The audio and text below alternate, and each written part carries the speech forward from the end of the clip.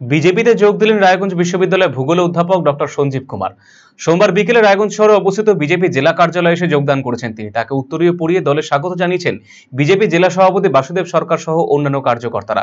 সঞ্জীববাবু জানিয়েছেন তিনি আগে থেকে রাষ্ট্রবাদী সংগঠনে কাজ করেছেন, বর্তমানে বাংলার পরিস্থিতি দেখে তিনি বিজেপিতে যোগদান করেছেন।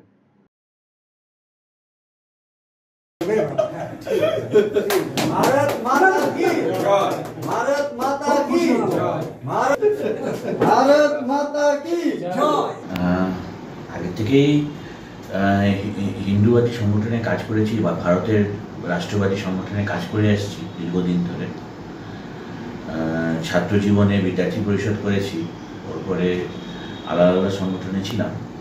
এখন বাংলার যে অবস্থা সে দেখে মনে হলো কি না, সরাসরি রাজনীতি ক্ষেত্রেই এসে লড়াই করতে হবে। সেই জন্য আজকে আমি ভারতীয় জনতা পার্টি এখানে উত্তর দিনাজপুর জেলাতে জয়েন করলাম এক সাধারণ কার্যকর্তা হিসেবে। মানে আপনি মানুষের জন্য কাজ করতে এসেছেন, তাই?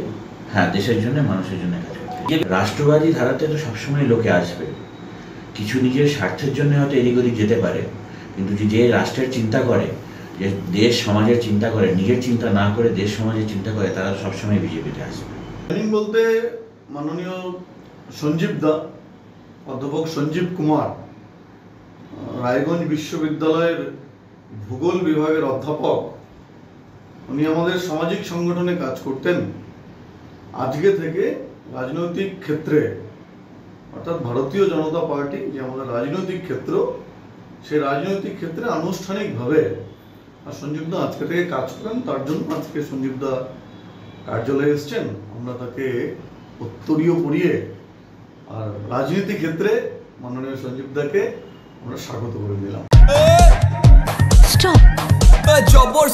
জবর সেল হোসলা এবার এলো সেল, দারুন সেল, বিগেস্ট সেল। টিভিতে ডিল, মোবাইলে ডিল, ফ্রিজেতে ডিল, সবেতে ডিল। আসছে city's biggest cost to cost offer only at Khosla electronics, আপনার নিজের দোকান। TNC applied. Khosla electronic private limited, ঠিকানা মোহনবাটি বাজার, রায়গঞ্জ, রায়গঞ্জ জেলা আদালতের বিপরীতে।